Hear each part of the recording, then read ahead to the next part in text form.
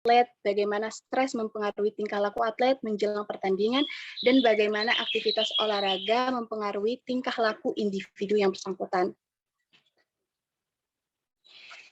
Di sini apa saja tujuan psikologi olahraga?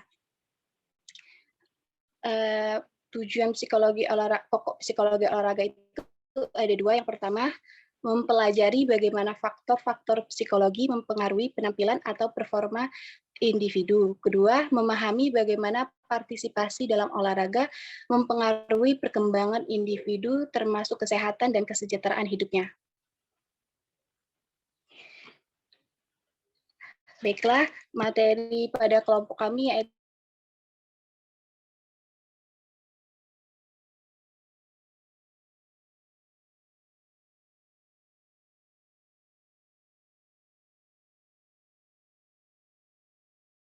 kepribadian.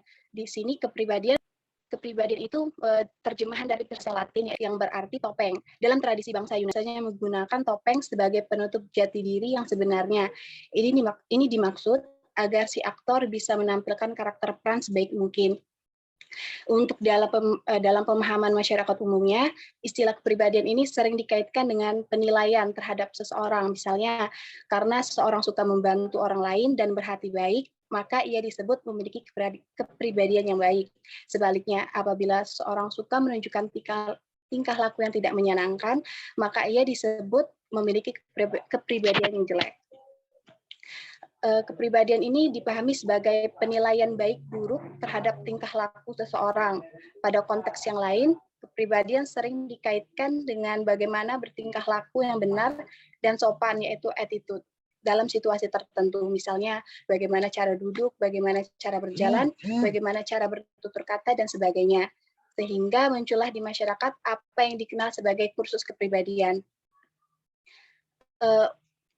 Di sini ada teori kepribadian sejak sebelum Masehi. Dalam sejarah perkembangannya, teori kepribadian mengalami pergulatan pemikiran yang cukup panjang, dimulai sejak sebelum Masehi, di mana pengetahuan masih bersifat semi ilmiah. Misalnya, bagaimana memahami kepribadian seseorang dengan melihat guratan tangan, yaitu palmistry, mengaitkan momen kelahiran dengan pengaruh perbintangan, yaitu astrologi, atau memiliki corak tulisan tangan, yaitu graphology. Menurut Lenin dan Goldstein 1997. Usaha yang kurang lebih sama juga dilakukan oleh Hippocrates dan Galenus yang berusaha memetakan tipe kepribadian berdasarkan cairan yang terkandung dalam tubuh, sehingga muncullah tipe kolores, melankolis, plakmetis, dan sanguinis. Hanya saja usaha tersebut tampaknya juga masih jauh dari ilmiah. Dalam tataran empirik, asumsi-asumsi yang digunakan sebagai dasar perumusan teorinya telah berguguran.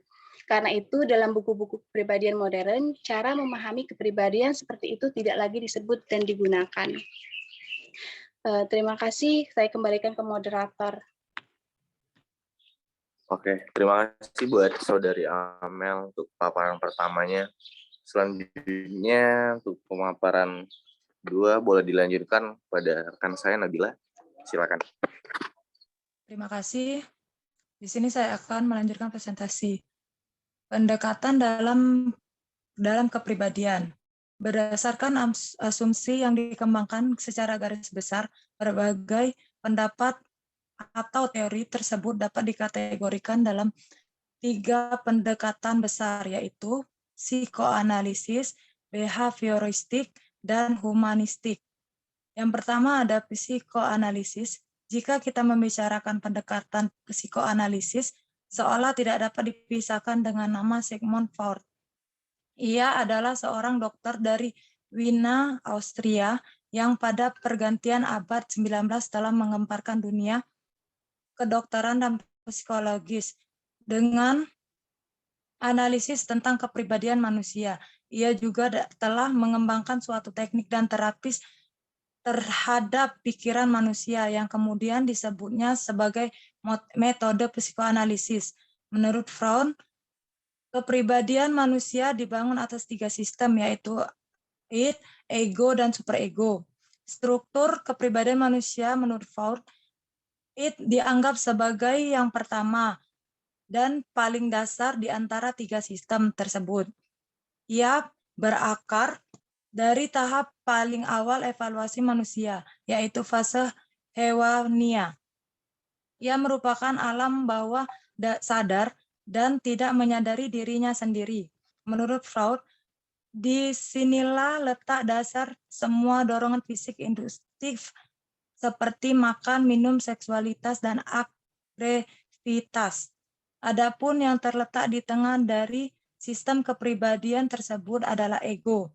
Ia dapat dikatakan sebagai tempat pengambilan keputusan kepribadian manusia. Ia berfungsi menampilkan keseimbangan. Di satu pihak, ia harus memenuhi keinginan itu.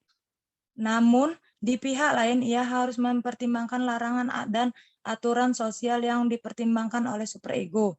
Secara umum, psikoanalisis lebih memahami tingkah laku manusia dari dinamika psikis yang terjadi pada individu, seperti kecemasan dan mekanisme pertahanan. Psikoanalisis juga berpandang bahwa tingkah laku individu sebagian besar ditentukan oleh faktor ketidaksadaran dan ketidaknormalan. Teori ini jarang digunakan untuk menjelaskan persoalan-persoalan dalam konteks olahraga. Yang kedua, ada behavioristik.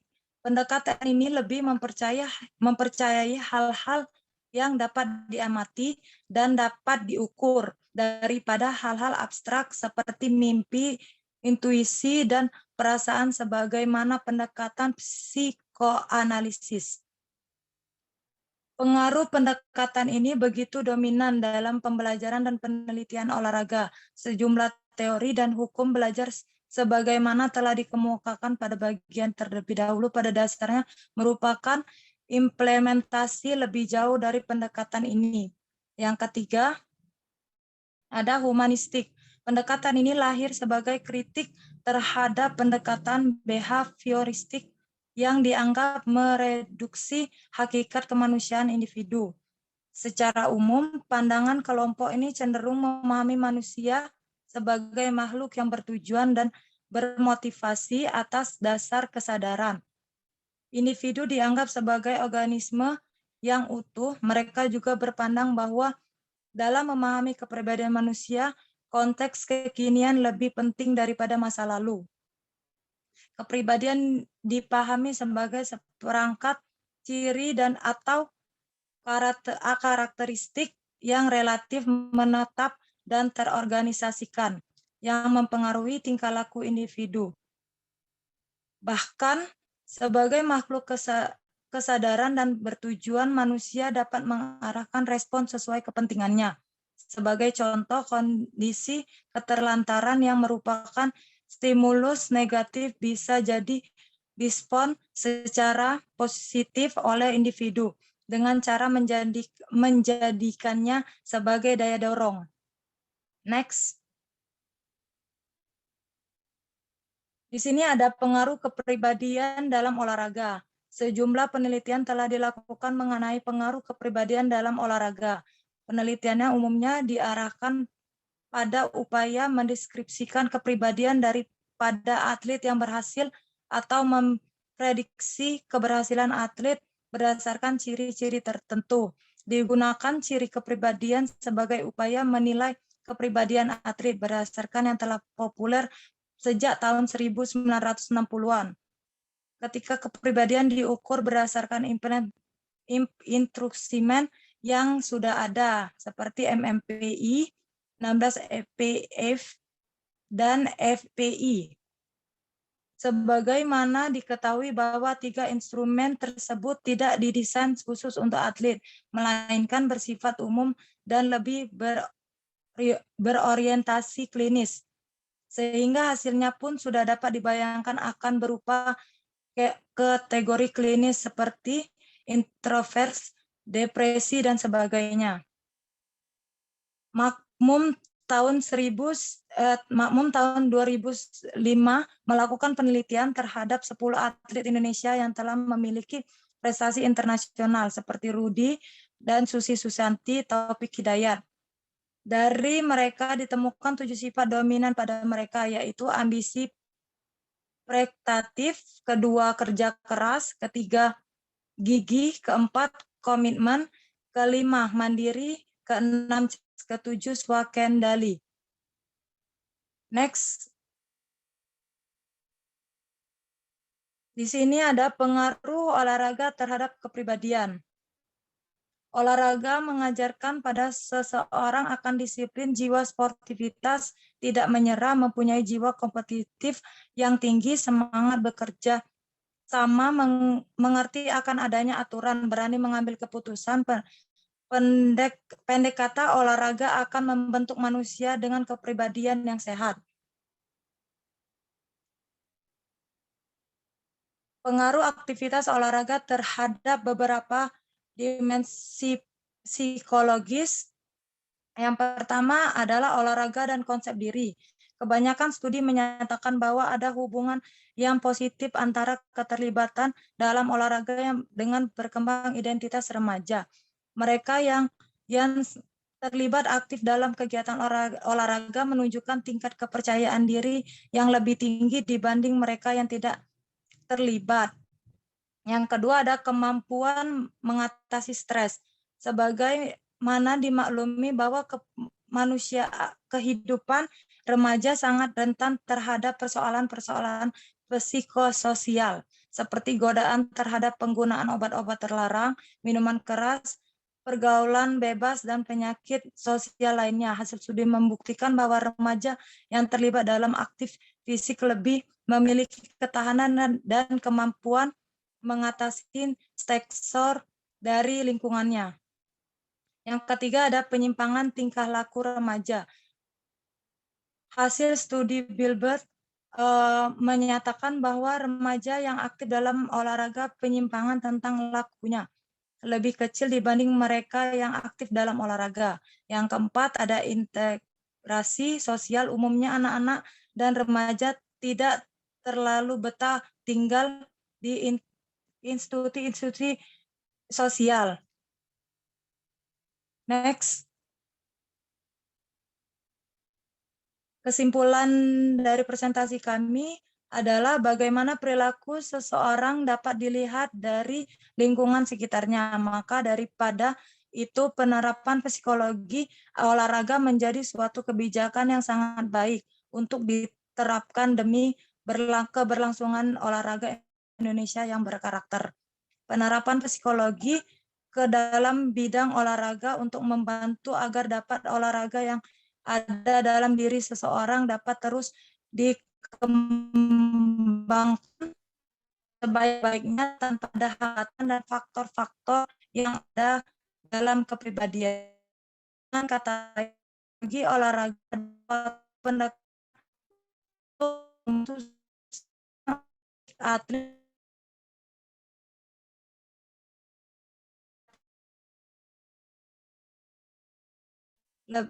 yang lebih daripada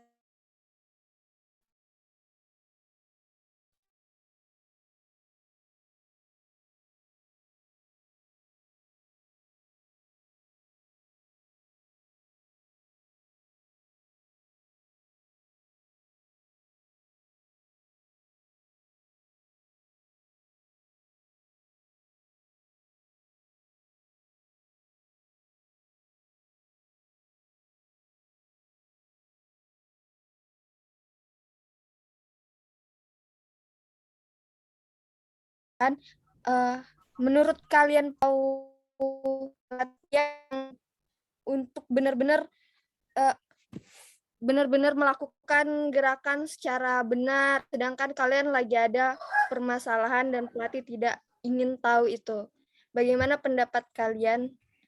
Itu saja mungkin pertanyaan dari saya. Terima kasih. Oke, baik. Terima kasih ya, Emil, pertanyaan yang bagus. Boleh disematkan dulu di kolom komentar pertanyaannya. Oke, silakan selanjutnya. Aldo. Iya, Pak.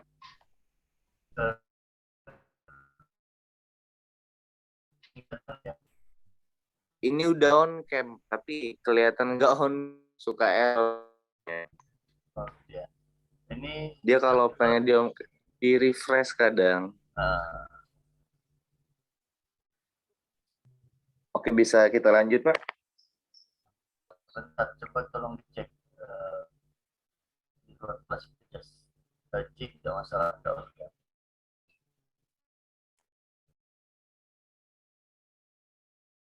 Orang nih, misalnya seseorang baik itu pelaku olahraga ataupun seorang atlet, ketika dia sedang emosi, terus mereka berolahraga secara tidak langsung, olahraga itu menjadi seperti kayak perantara mereka meluapkan emosi. Apakah itu sangat olahraga itu berpengaruh terhadap perubahan apa namanya perubahan emosi orang tersebut? Bisa dipahami, moderator?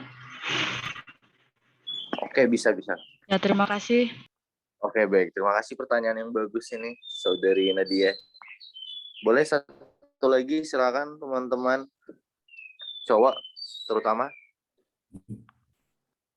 Ada Robi, ada Rizky. Silakan.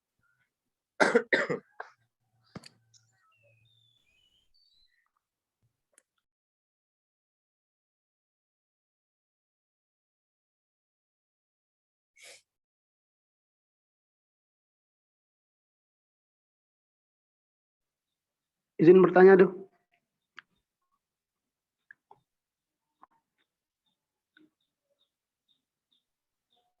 Oke, Saudara Oki ya. Ya, sebelumnya Assalamualaikum silakan. warahmatullahi wabarakatuh. Perkenalkan, nama saya Oki Langabat. Di sini saya ingin bertanya, tadi kan sedikit menyinggung tentang kepribadian. Tadi sudah dijelaskan bahwa kepribadian merupakan kepribadian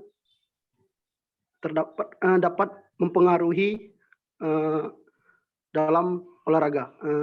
Seperti kita ketahui, kalau tidak salah pada tahun 2020 terdapat 2 pemain timnas U19 kalau tidak salah memiliki kepribadian yang kurang baik, yaitu suka ke klub malam dan membangkang dari latihan.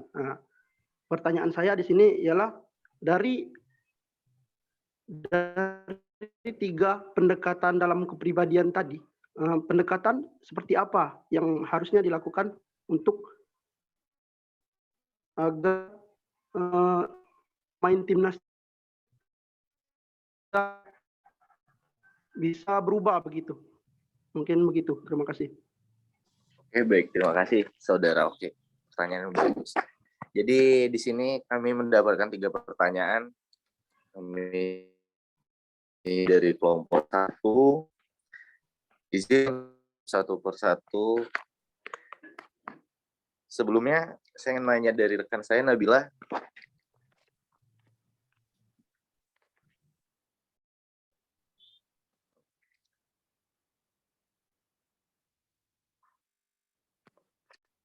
Oke, baik. Mohon ditunggu sebentar ya, teman-teman. Saya minta waktu 5 menit.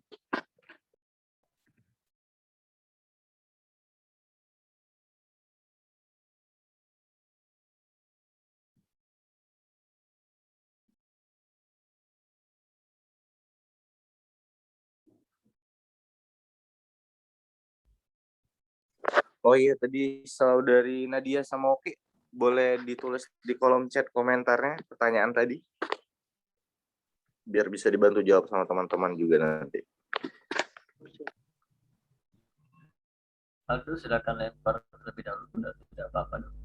Kita berdiskusi dulu. Kita berdiskusi, siapa yang bisa membantu jawaban dari pertanyaan-pertanyaan. Oke, baik. Siap. Oke, teman-teman semuanya, di sini ada rekan kelas kita, ada 3 orang menanyakan materi tentang psikologi olahraga dari pemaparan hari ini. Itu ada dari Saudari Emil bertanya, saya ingin bertanya bagaimana pendapat kelompok kalian tentang psikolog itu sendiri, dan bagaimana pendapat kalian tentang seorang atlet yang sedang mempunyai masalah, sedangkan pelatih tidak mau tahu dan harus tetap fokus latihan. Buat teman-teman di sini, kalau ada yang bisa bantu jawab, boleh silakan. Dari Saudara Windia Rahayu, katanya.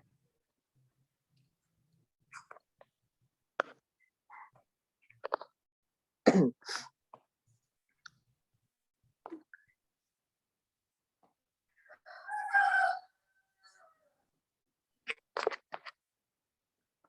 Rizky Ridho.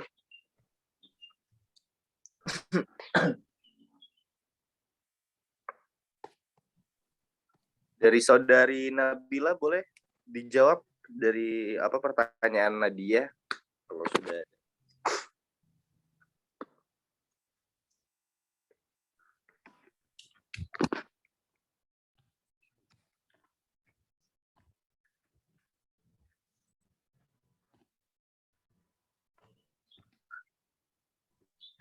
Nabila monitor.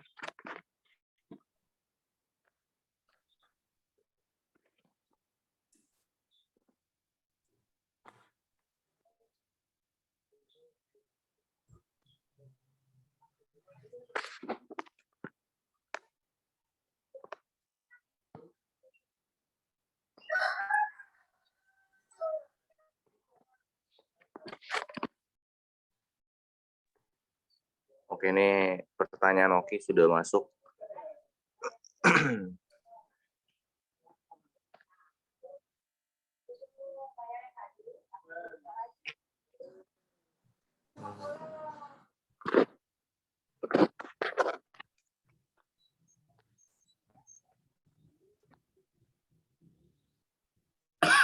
Buat teman-teman kalau ingin ikut bantu menjawab dipersilakan. Makalah yang sudah kami bagi lewat grup.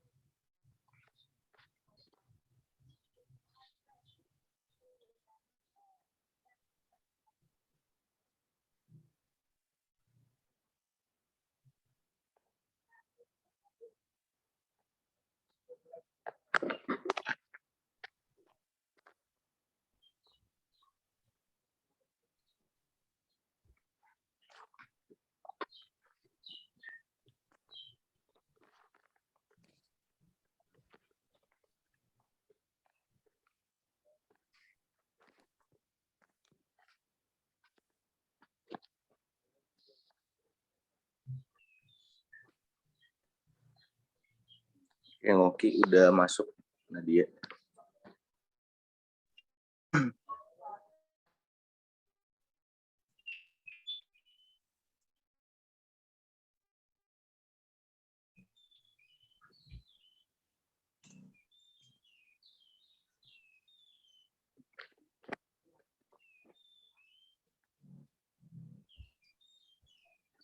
Oke, untuk pertanyaan Oki sama Nadia boleh saya ulangi ya. Pertanyaan Oki, di antara ketiga pendekatan dalam kepribadian yang kalian jelaskan tadi, pendekatan seperti apa?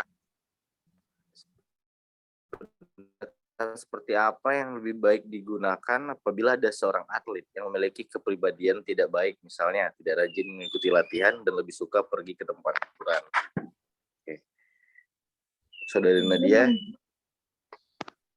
Izin menjawab moderator. Oke, boleh silakan. Saudari Nabila.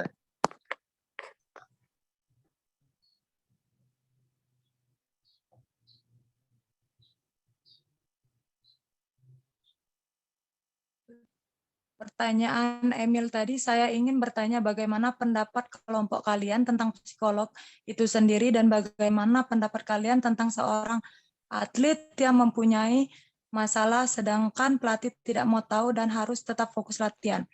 Di sini akan ada dua jawaban. Saya akan menjawab yang pertama, psikolog itu sendiri yaitu suatu kepribadian dipahami sebagai seperangkat ciri atau karakteristik yang relatif menetap dan terorganisasikan, yang mempengaruhi tingkah laku individu. Dari sini muncul teori sifat. Sedangkan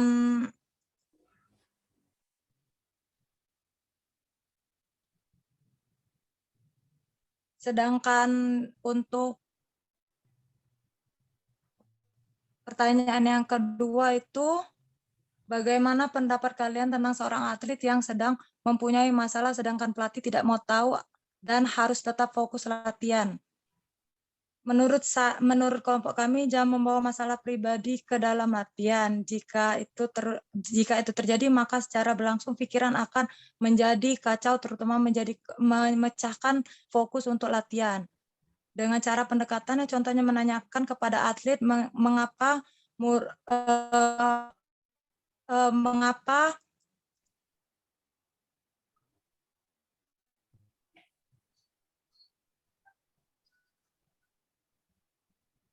karena pelatih mempunyai keterbukaan memiliki arti berbagai pelatih. Yang pertama, orang pelatih untuk dapat dikenal oleh orang atlet itu sendiri. Yang kedua tuh sikap terbuka akan menjabati komunikasi efektif dengan atlet dengan mengembangkan filosofi kepelatihan melalui aspek kepribadian.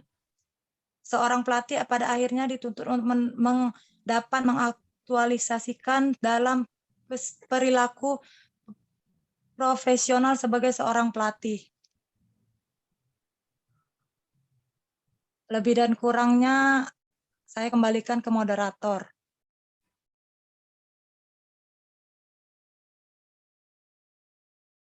Oke, baik. Terima kasih buat Nabi. Pertanyaan yang bagus dari Emil. Oke, boleh untuk jawaban dari Nabila, apakah sudah bisa diterima? Untuk chat menjawab pertanyaan saya. Terima kasih untuk moderator. Jawabannya yang bagus sekali. Terima kasih. Oke, baik, sama-sama Saudari Emil. Terima kasih atas pertanyaan tadi ya. Kita lanjutkan lagi kepada Saudari Amel yang ingin menjawab pertanyaan dari Saudari Nadia. Oke, boleh. Silakan Amel. Ya. Pertanyaan dari Saudari Nadia tadi, ketika seorang pelaku olahraga ataupun seorang atlet sedang mengalami stres atau emosi, apakah benar dengan melakukan olahraga menjadi salah satu perantara untuk mengatasi gangguan pada orang tersebut? Terima kasih. Menurut saya, stres itu menurut penelitian menunjukkan bahwa olahraga dilakukan secara rutin berhubungan dengan penurunan aktivitas saraf simpatik dan hipotamalik pituitari adrenal. Aktivitas yaitu sistem tubuh untuk stres dan perubahan fungsi tubuh akibat stres. Dengan melakukan olahraga rutin itu juga sama dengan melatih tubuh untuk merespons stres lebih baik, termasuk merespon dalam hal perubahan fungsi dan fisiologis tubuh. Dan stres tersebut berdampak buruk bagi fungsi tubuh.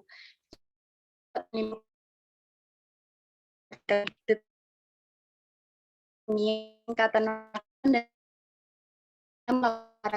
secara rutin, maka fungsi tubuh tersebut yang berubah akibat diatasi. Bagaimana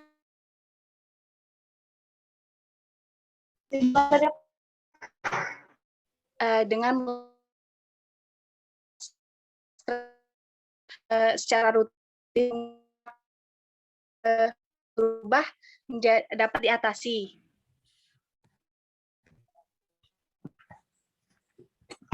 Kurang jelas ya? Baik, terima kasih Saudara Ana.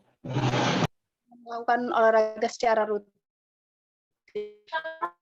dengan melatih tubuh. Jadi stres yang kita pikirkan di dalam itu secara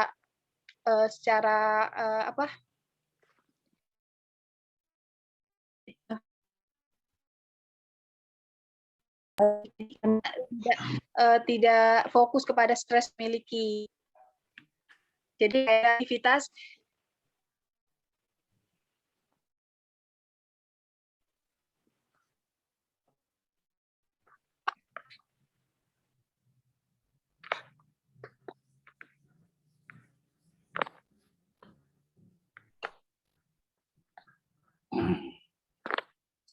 Oke, baik. Halo? Halo, Amel.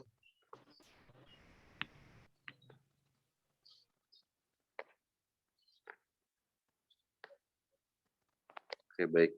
Bagaimana Saudari Nadia? Apakah butuh tambahan lagi dari jawaban tadi? Saya rasa cukup dipahami. Oh. Mungkin kalau ada teman-teman yang menambahkan juga silahkan. Oke, baik. Saya sebagai moderator menyampaikan juga menurut menambahkan. apa? Silakan Saudari Amel.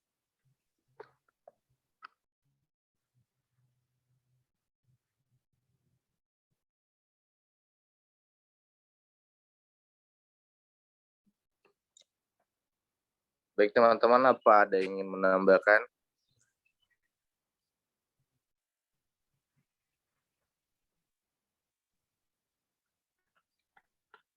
Oke.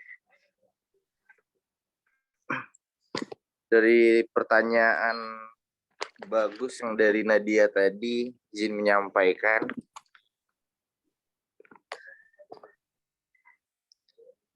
Di sini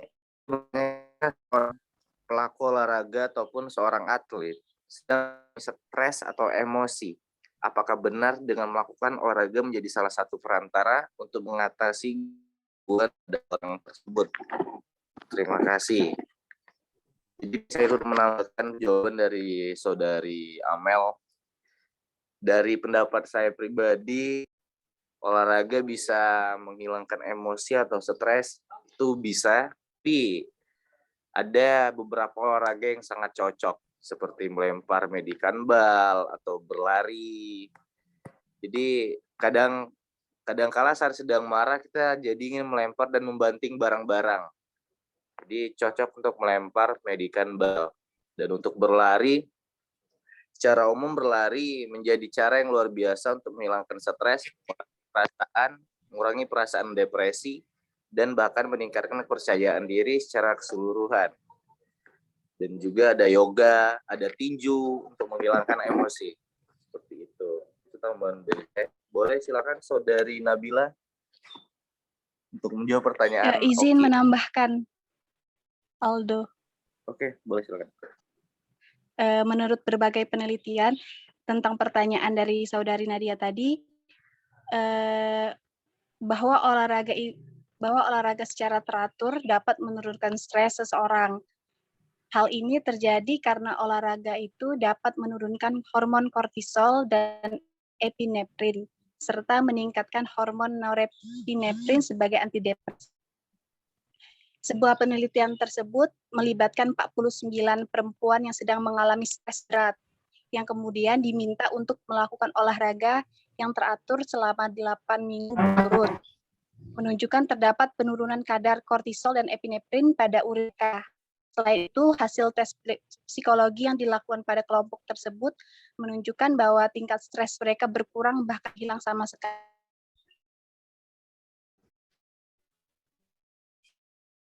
Kembali ke moderator.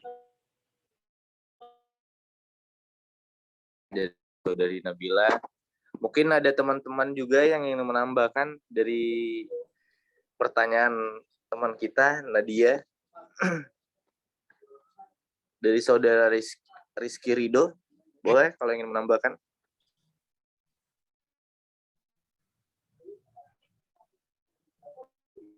Silakan.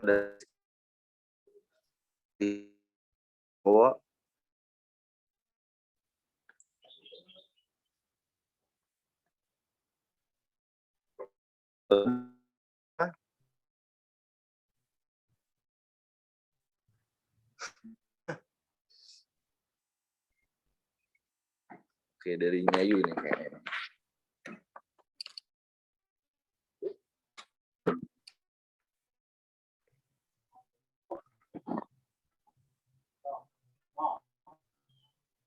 Oke, tadi pertanyaan dari Saudara Oki.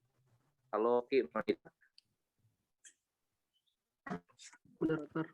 Oke, siap. Oke, ya.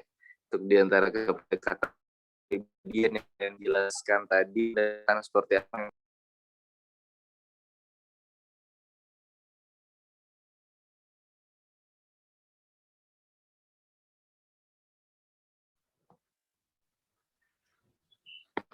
untuk saudara Oki.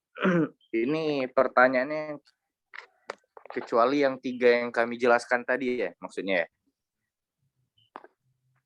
Bukan. Maksudnya di antara ketiga pendekatan yang dijelaskan tadi, pendekatan seperti apa yang cocok digunakan? Oh, oke, baik. Izin moderator Ya, silakan. menjawab pertanyaan dari Oki. Kan Oki mempertanyakan di antara 3 pendekatan dalam kepribadian yang kalian jelaskan tadi, pendekatan seperti apa yang lebih baik digunakan apabila ada seseorang atlet yang memiliki kepribadian tidak baik, misalnya tidak rajin mengikuti latihan dan lebih suka pergi ke tempat hiburan. Jawabannya pendekatan dalam kepribadiannya itu menurut kelompok kami yaitu psikoanalisis. Karena di sini yang saya jelaskan tadi, jika kita membicarakan pendekatan psikoanalisis, seolah tidak dapat dipisahkan. Menurut Sigmund Freud, ia adalah seorang dokter Wina Australia yang pergantian abad 19 menggambarkan dunia kedokteran psikologis dengan analisis kepribadian manusia. Ia telah mengembangkan suatu teknik dan terapi terhadap pikiran manusia. Ia kemudian disebut sebagai metode psikoanalisis. Kepribadian manusia dibangun atas 3 item, yaitu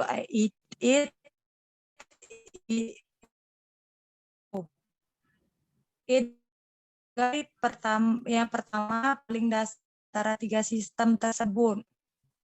Adapun kepribadian tersebut adalah ego. Ia dapat dikatakan sebagai tempat pengambilan keputusan kepribadian manusia. Jadi kalau masih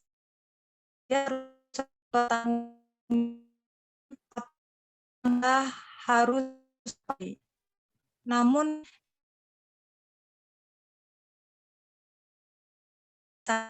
tidak normal. Apakah bisa dimengerti, saudara Oki? Baik, terima kasih saudari Nabila, sudah sangat baik dan sudah sangat jelas. Terima kasih, saya kembalikan ke moderator. Oke, terima kasih buat saudari Nabila, jawaban yang bagus dan juga pertanyaan yang bagus dari saudara Oki. Baik, untuk teman-teman semuanya dari kelas C, inilah kami dari kelompok 1 yang sudah menyelesaikan paparan kami ini dan tugas pertama kami pada mata kuliah psikologi olahraga pada hari ini.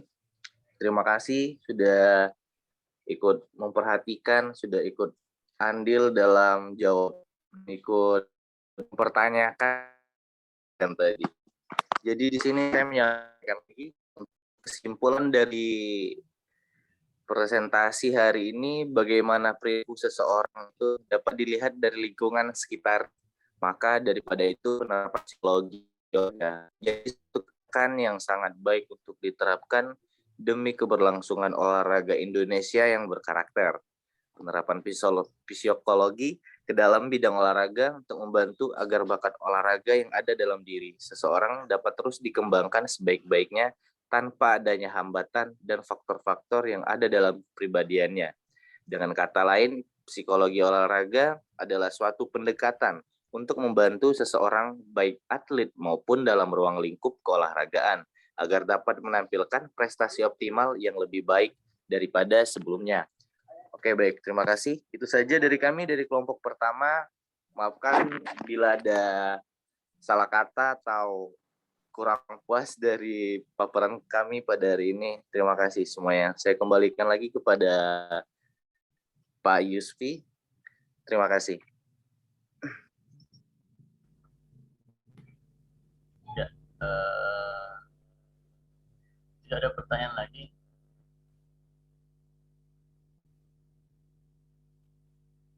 Teman-teman semua. terkait Ya, apakah materi sudah yang disampaikan disimpulkan? oleh iya tadi saya buka aja dulu pertanyaan kedua, 3 pertanyaan lagi Aldo. Ya, ini tanya yang lainnya.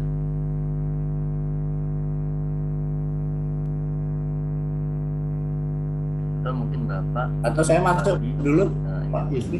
Oke, ya Pagi ya, silakan Pagi. Silakan Pagi pertama. Ya, terima kasih. Tolong perhatikan terutama kelompok 1 dan juga kelompok yang lainnya ya. Yang pertama dari makalahnya dulu. Saya ngoreksi makalahnya dulu supaya tolong perhatikan ya di dalam kalau penulisan makalah terutama di pembahasan. Di pembahasan itu kan Anda harusnya kayak ini psikologi olahraga. Ini menurut saya dulu Anda kan ngutip harusnya. Menurut A kalau 3 orang ya, satu kelompok 3 orang minim kan ngutip 3 sumber. Ya.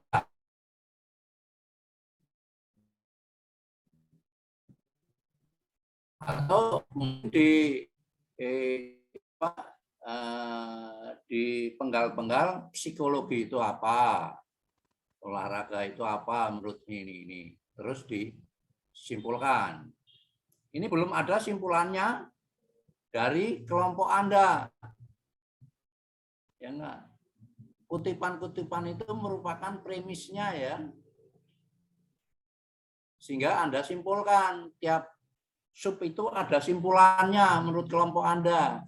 Sehingga Anda belajarnya tuntas ya.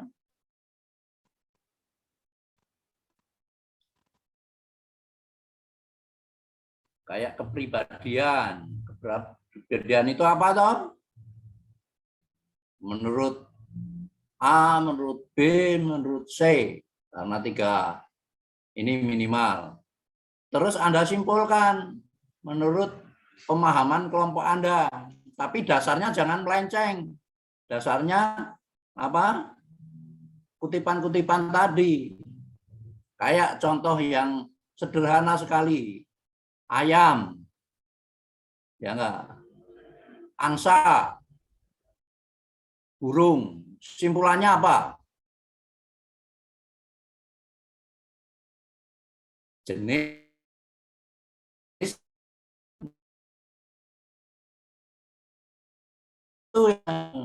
Tolong supaya ini apa?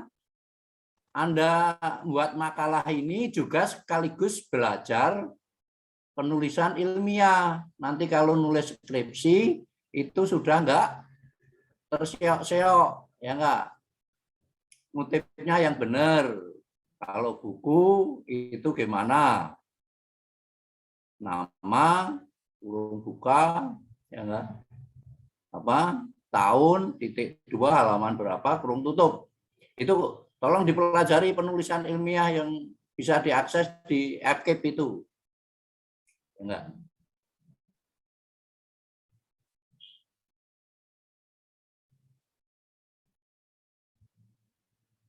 Terus berikutnya ini ada pendekatan dalam kepribadian. Ini menurut siapa? Ini ada menurut Campbell, ya enggak? Ada menurut Sigmund Freud, ya. Ada teori behaviorism, teori humanistik, menurut siapa? Terus itu ada simpulannya. Jangan nggak ada simpulannya. Hingga nanti Anda akan belajarnya akan tuntas. Kalau belajarnya kayak ini, nanti nggak bakalan Anda lupa sepanjang hayat. Selain sudah pikun, ya enggak?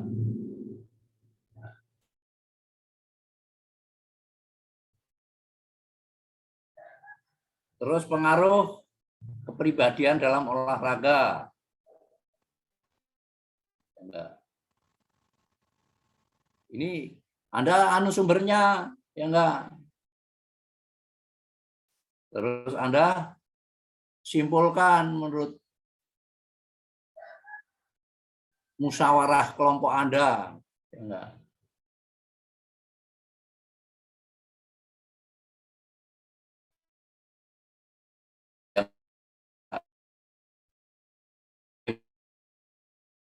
Dan sehingga kesimpulan yang ada di bab 3 penutup itu ada dasarnya kesimpulannya. Kesimpulannya paling ada 4 atau 5 itu kalau lihat subnya tadi itu, ya enggak? Jadi kesimpulannya itu tidak datang dari langit, ya enggak? Dari sub-sub pembahasan, ya enggak? Terus berikutnya kaitannya dengan daftar pustaka. Padahal ada Campbell, ada Sigmund Freud, ya enggak, ada apa Maxun, ada apa tadi itu, ada Biddle, ya enggak? Ada Kepil. Ini dari mana ini? Enggak ada di daftar pustaka, ya enggak? Ya enggak? Tolong perhatikan, jangan nyomot-nyomot di ini. Anda belajar berproses ya. Memang sekarang Anda hidup di zaman yang sangat enak, instan, tapi tolong berproses, ya enggak? Supaya Anda ini erat dengan materi yang dikaji ini, yang kita diskusikan ini, ya enggak? Itu makalahnya, ya enggak? Terus yang kedua, PPT-nya, PowerPoint-nya. Tolong PowerPoint 1, ya enggak? Yang ditampilkan di PowerPoint itu hanya pokok-pokoknya, tapi ya jangan kayak gini ini, ya enggak? Hanya teori apa? Ini pendekatan dalam kepribadian, hanya psikoanalisis, behaviorism, behavioristik sama humanistik, ya enggak? Itu dinarasikan, ya enggak? Sehingga nanti di tampilan kelihatan kawan-kawan yang lain, audiennya itu bisa menyimak. Ya enggak? Ini kan media. Ya enggak? Tolong tulisannya yang jelas. Ya enggak? Perbacaannya.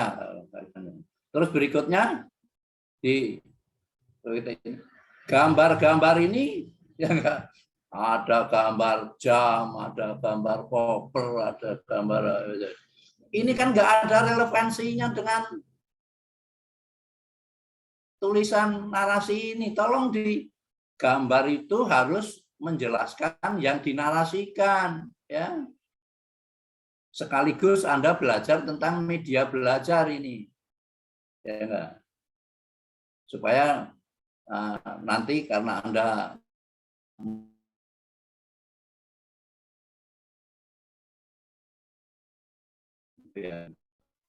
ini perhatikan. Terus ini yang tolong koreksi untuk semua kelompok ini ya,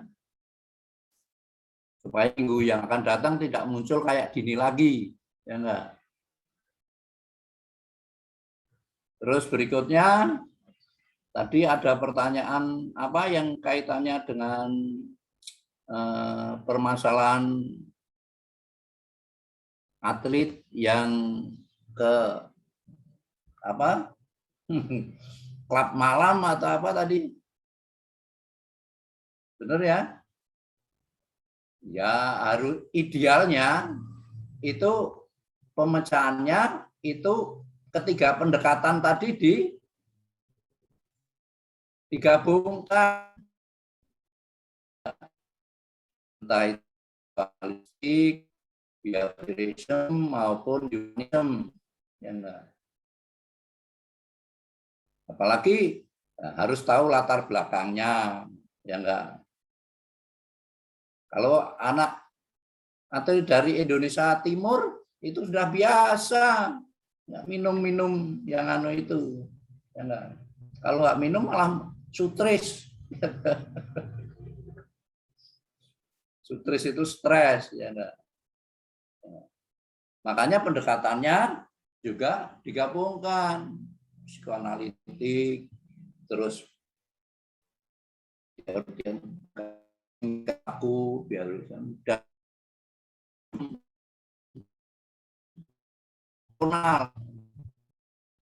dekati, jangan di blow up sama kawan-kawan yang lain dulu, dekati dulu apa masalahnya dari hati ke hati, ya enggak, antara pelatih dan atletnya tadi. Bahkan kalau bisa tidak hanya pelatih dan atletnya, juga dengan orang tuanya, ya enggak. Karena kalau nanti disadarkan dari orang tua, dari apa atlet dan pelatih itu, apalagi sampai disadarkan ke esensialnya apa? Nah, kamu mau jadi atlet ini, ya enggak? Kan satu mewakili diri Anda sendiri, yang kedua mewakili keluarga, yang ketiga mewakili daerahnya, ya enggak. Kalau nanti tingkat nasional udah mewakili negaranya. Kalau itu ditanamkan sejak ini dan disadarkan itu, pasti akan kembali, ya enggak. Pasti ya tidak semudah membalik telapak tangan, ya enggak, tapi setahap demi setahap pasti akan berkurang. Karena apa? Oh iya ya, saya itu membawa nama baik diri saya, membawa nama baik keluarga, membawa nama baik daerahnya, terus nanti akan membawa kalau nasional membawa nama baik negara. Kalau itu disentil kayak gitu itu masih nggak mempan, ya sudah. Nah, ini makanya teori psikoanalitik, behaviorism, dan teori humanism. Humanism kan esensinya kan bisa memanusiakan manusia, bahwa manusia itu terdiri jiwa dan raga, ya enggak. Kalau disentuh kayak gitu, kalau sudah usaha kayak gitu, akhirnya kan kalau entah itu agama apapun kan berusaha sebaik mungkin, tapi hasilnya itu diserahkan pada Al-Khaliq, ya enggak. Tapi upayanya sudah maksimal. Ya enggak. Ini tolong diperhatikan. Terus tadi ada pertanyaan yang kaitannya dengan apa tadi? Yang siapa? Yang satunya pertanyaan satunya apa tadi? Ada 3 pertanyaan tadi.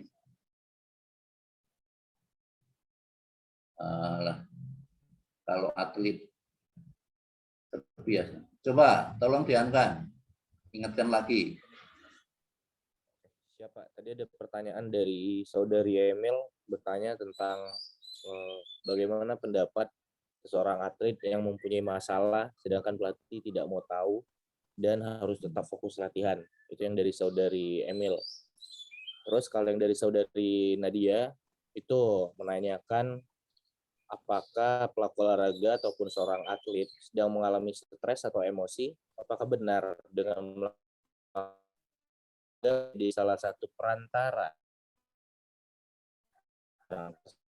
Itu dari pertanyaan. Yang tadi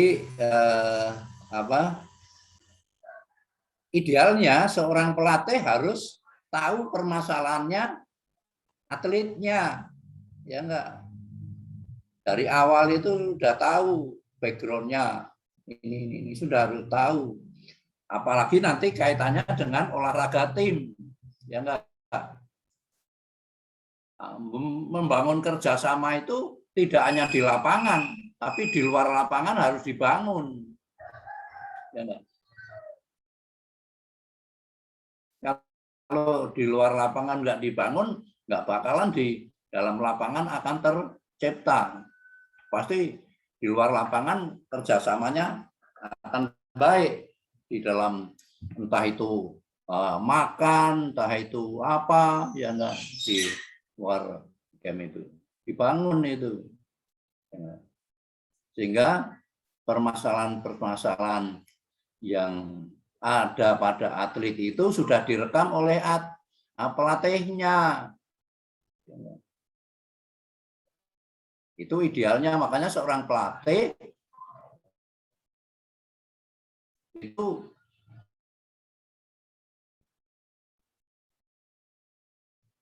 membekali diri banyak disiplin ilmu, ya enggak?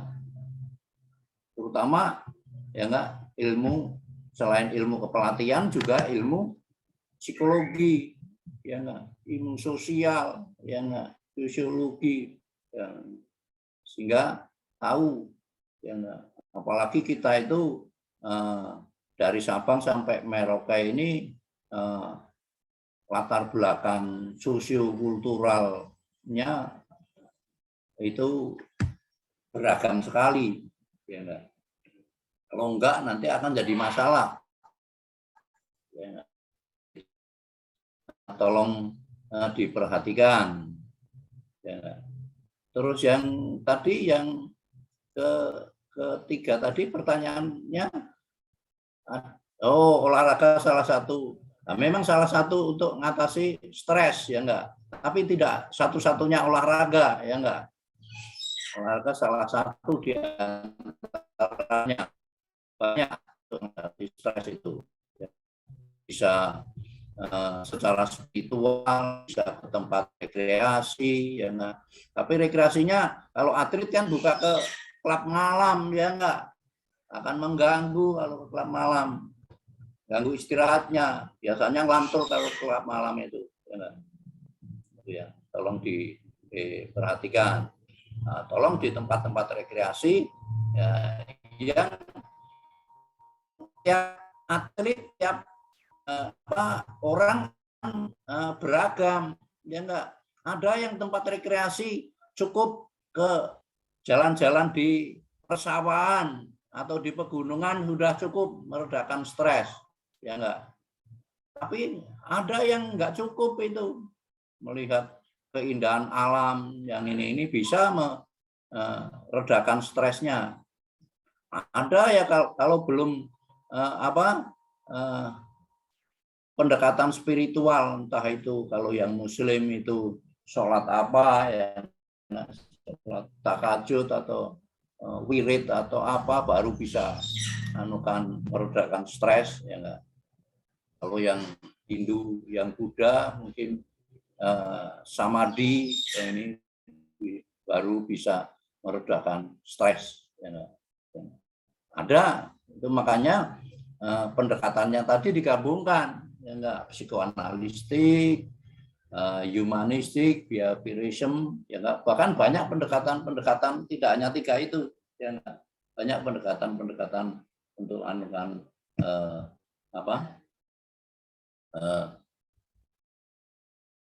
permasalahan manusia, ya enggak. Apalagi yang kaitannya dengan kepribadian kepribadian. Nah, makanya tolong ya enggak, kepribadian itu dibangun kan dari nilai-nilai, ya enggak, nilai-nilai yang ada di, kalau atlet, nilai-nilai yang ada di olahraga, ya enggak. Olahraga itu kan nilai-nilainya salah satu di antaranya kan sportif, ya enggak. Sportif itu kan dibangun banyak hal, pemaaf, ya enggak. Terus apa? Jujur, ya enggak. Ada 8 komponen itu. Terus rendah hati, ya enggak. Terus kalau yang olahraga apa? Tim itu kerjasama, ya enggak. Kerjasama itu bersama-sama, bukan numpang nama saja. Ya enggak. Itu harus tertanam, disiplin, ya enggak, gigih, semangat juangnya, ya enggak, dan lain sebagainya. Itu kan nilai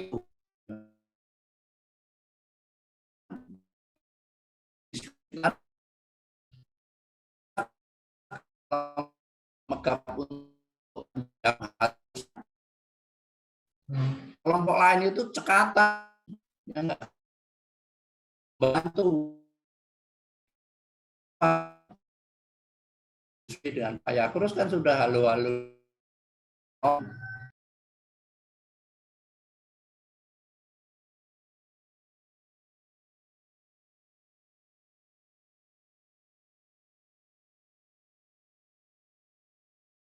Olahraga itu kan untuk nation building, ya enggak. Ada dari daerah, puncaknya kan ke PON itu, untuk nation building, itu pembangunan karakter, satu di antaranya. Itu yang tolong Anda perhatikan, sehingga nilai-nilai menulis daftar pustaka, ya. Jadi sudah terbiasa dengan buat yang untuk mempersiapkan diri ke depannya untuk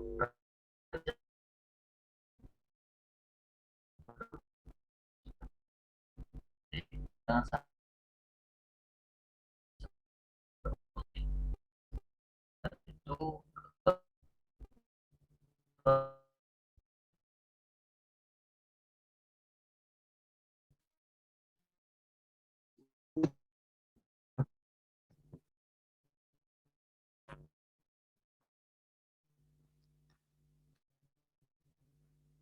kalau saya lepas, kalau tidak Tidak ada suara.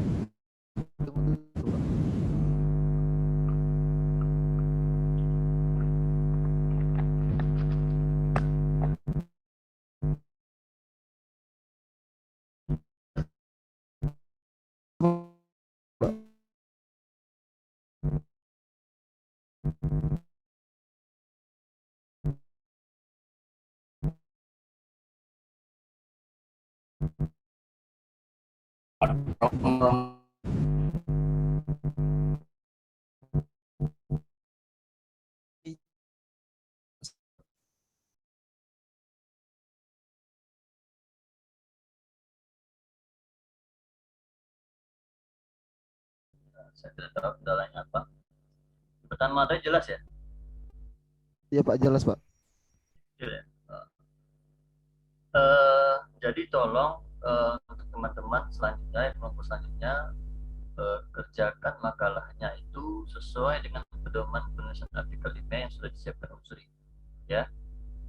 Tidak nanti saya dan Pak Gautama selalu ingatkan agar nantinya kalian terbiasa dengan tulisan-tulisan kalian untuk persiapan skripsi nantinya.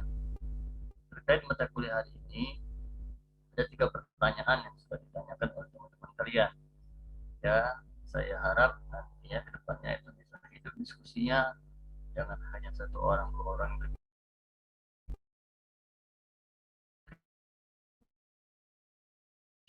ya, membahas masalah yang ada di lapangan.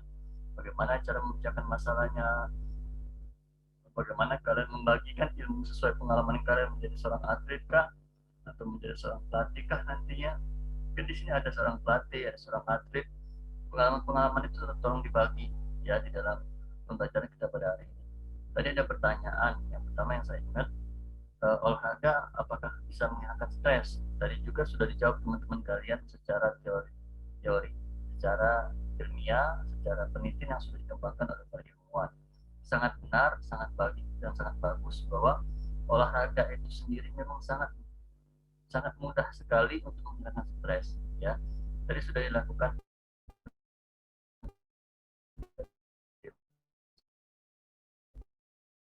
masalah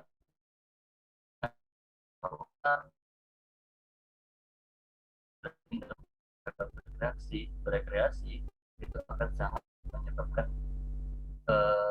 penurunan tingkat stresnya, penurunan tingkat emosinya. Mengapa? Memang coba kalian lihat sore-sore ya, lihat sore-sore itu kalau memang kalian di Indralaya, lihat di Indralaya, di Unsri, kalau kalian di Palembang lihat saja di KI misalnya ya, Kabari, itu banyak sekali mereka melakukan olahraga kecil atau kita bisa katakan olahraga rekreasi. Mengapa? Olahraga rekreasi itu mereka tidak dituntut atas prestasi, ya. Itu mereka tidak dituntut atas prestasi. Kalian lihat kalau di Unsri itu sore-sore jam 4 sore ada bapak-bapak yang bermain tenis ya. Nah, di situ bisa kalian lihat mereka di situ tertawa gembira, tertawa senang setelah penatnya, setelah jenuhnya mereka dari jam 8 sampai jam 4 bekerja. Itu banyak orang-orang muslim. Coba kalian lihat, di situ mereka bisa lepas bermain, bisa lepas enjoy ya, dalam tidak terpikirkan lagi untuk gawin. Yaitu salah satu pentingnya olahraga. Yang mereka memang ada salah satu cara yang terbaik untuk menghilangkan stres, tapi bermacam-macam cara. Ya, salah satunya olahraga. Memang banyak orang-orang menghilangkan stres dengan beragam cara, kembali ke individu masing-masing. Tapi kalau memang olahraga sudah dilakukan penelitian bahwa memang olahraga salah satunya itu untuk mengurangi stres yang sudah yang ada. Jadi memang olahraga itu sendiri sangat berpengaruh baik dari segi kesehatan, baik dari segi psikologi, ilmu kesehatan juga sangat jelas bahwa olahraga adalah salah satu cara untuk sehat. Aktivitas fisik adalah salah satu bentuk terbaik untuk meningkatkan imun. Ya, itu sudah ada dari ilmu kesehatan. Ya, jadi memang olahraga yang sangat baik untuk kita, ya. Dari segi apapun olahraga sangat baik, tetapi dengan porsi-porsi yang tepat. Ya, olahraga juga akan membunuh kalian.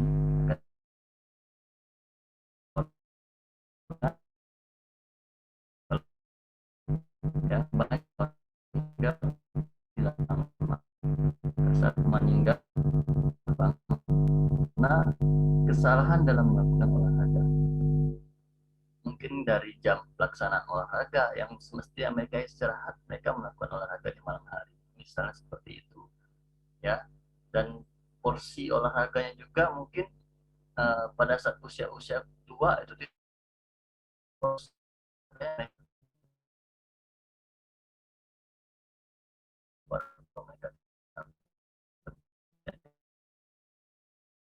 sana akan dengan porsi-porsi yang tepat akan bermanfaat di tubuh, ya, terutama kita selaku apa namanya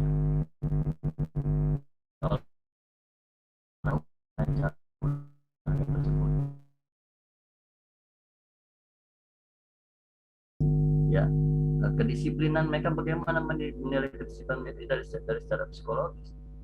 Kalau mereka secara psikologis sudah memiliki peran yang sangat baik, kalian lihat kemarin itu ada salah satu pemain terbaik dunia sepak bola mengatakan air putih lebih baik daripada soda, Coca-Cola, ya. Ronaldo.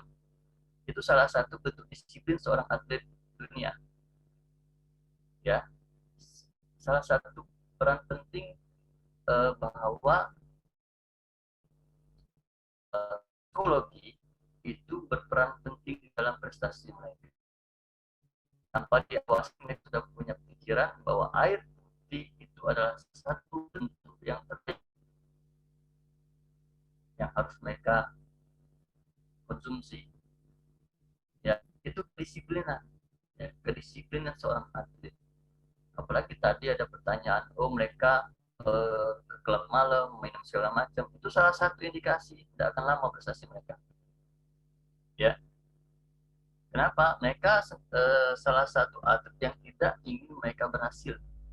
Saya anggap seperti itu. Mengapa? Memang secara psikologis istirahat yang baik, latihan yang baik, konsumsi yang baik itu akan mempengaruhi fisik mereka secara pribadi. Ya. Dan seorang pelatih itu tidak bisa untuk mengawasi secara penuh. Mengapa? Sekarang ini PON misalnya ada TC. PON itu ada TC. Mereka diwismakan, mereka diwismakan. Karena mengapa? Jadi jadwal mereka istirahat, jadwal mereka makan bisa diawasi, ya, karena akan merusak program yang sudah direncanakan. Maka program latihan itu tidak bisa dibuat hanya sendiri seorang pelatih, tidak. Seorang pelatih itu harus berkomunikasi dengan ahli psikologi, harus berdiskusi dengan ahli gizi, ya. Mungkin juga harus berdiskusi dengan tim-tim keamanan di sana, misalnya kedisiplinan sana diserahkan ke anggota TNI atau kepolisian. Ya, itu harus kerjasama. Program itu harus dirancang, dibuat sebaik mungkin. Ahli fisiknya juga ada, ya, ahli gizinya juga ada, psikolog, mungkin ada kejenuhan dari seorang atlet, ada kebosanan dari seorang program yang sudah direncanakan. Itu seorang psikologi harus berperan penting bagaimana menciptakan mereka tidak lagi mengalami kebosanan. Jadi seorang pelatih sama psikologi harus seperti apa saya harus melaksanakan program-program yang saya rencanakan. Ya, silakan kalian baca, banyak penulis-penulis, peneliti-peneliti yang menyatakan psikologis adalah salah satu peran penting keberhasilan seorang atlet. Tidak bisa dikesampingkan, itu sejajar berbarengan bersama ahli gizi, psikologi, pelatih fisik, tim medis, tim keamanan, itu harus bekerja sama. Ya, jadi memang psikologi ini sangat penting. Tadi sudah saya mencontohkan sekalian yang jawaban yang tadi, yang misalnya ada klub malam keluar, dan juga ada tadi pertanyaan mengapa pelatih tidak mau tahu. Jangan, pelatih harus tahu apa permasalahan yang dialami oleh seorang atlet. Saya pernah berbicara sama Pak Yakrus, ada satu atlet, kata Pak Yakrus, dia latihannya sangat bagus, latihan sangat baik, nilainya paling baik di antara rekan-rekan yang lain. Tetapi pada saat latihan seperti itu, pada saat bertanding, ya, mentalnya tidak baik, tidak bagus, sehingga hasil-hasil yang diberikan, yang kita harapkan tidak tercapai. Mengapa? Ya karena mental itu yang tidak dimiliki, dan itu harus dilatih, terus dilatih. Dan akhirnya apa yang saya dengar Pak Yas kemarin, ya udah, karena memang dia tidak ada mental bertanding, sudah diberi latihan, tetapi tidak meningkatkan mental seorang atlet tersebut, ya sudah kita keluarkan. Ya, jadi secara mental sangat berpengaruh. Kata siapa tidak berpengaruh? Sangat berpengaruh. Di latihan dia sangat baik, tetapi tidak ada mental bertandingnya, sama. Dan itulah ada ilmu psikologis, harus diberikan ilmunya. Bagaimana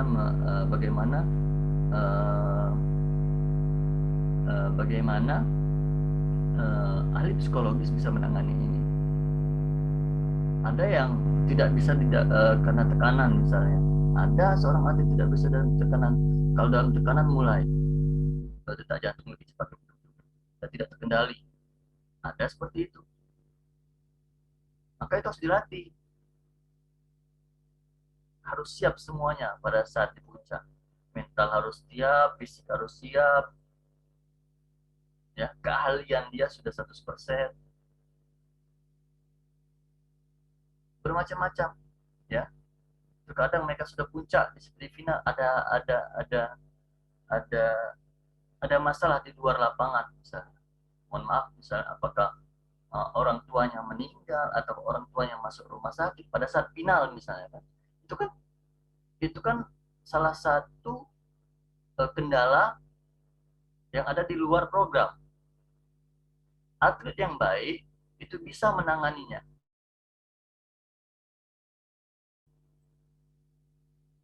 Mungkin pada saat dia bertanding tidak mengganggu untuk pertandingan dia pada saat itu. Itu ada atlet yang baik. Ada yang terganggu. Nah, itu harus tahu seorang pelatih, harus tahu bagaimana menyikapinya. Makanya pelatih itu sebagai sahabat. Pelatih itu sebagai seorang orang tua di dalam itu. Mengapa? Karena 6 bulan misalnya TC tidak ada orang lain, tidak ada orang tua. Ada pelatih, ada ahli gizi, ada ahli psikologi, itu mereka teman-teman mereka. Menjadi teman, menjadi orang tua, tempat mereka berbicara, tempat mereka berbagi masalah yang ada di lapangan. Makanya ada interaksi antara pelatih dan seorang atlet. Jadi masalah-masalah di luar pelatih juga tahu apa masalahnya. Harus berdiskusi. Ya, makanya psikologi, kesehatan, ilmu gizi, keamanan pelatih dan atlet fisik, pembinaan prestasi itu harus berjalan beriringan. Tidak ada perbedaan. Aku paling bagus pelatih fisik, tidak perlu ahli gizi, salah. Aku pelatih fisik paling bagus, tidak perlu psikologi untuk apa, salah. Ya, tetapi itu berbarengan. Maka kita bahas psikologi olahraga. Karena memang dibutuhkan nantinya pada saat kalian walaupun kita tidak sama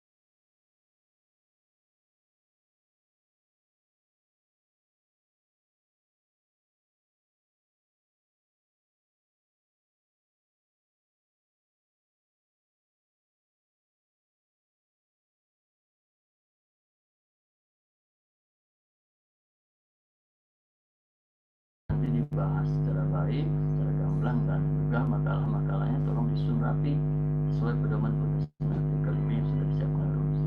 Mungkin hanya itu Pak, karena memang jam 10 nanti ada perkuliahan lagi. Saya mohon izin sampai jam 10 hari ini biar ada sisa waktunya mereka untuk istirahat, melanjutkan kuliah pendidikan olahraga rekreasi Pak. Terima kasih Pak. Ya. Kalau yang ada ditambahin lagi Pak, silakan Pak. Cukup dari saya. Ya. Ini serempetan Pak.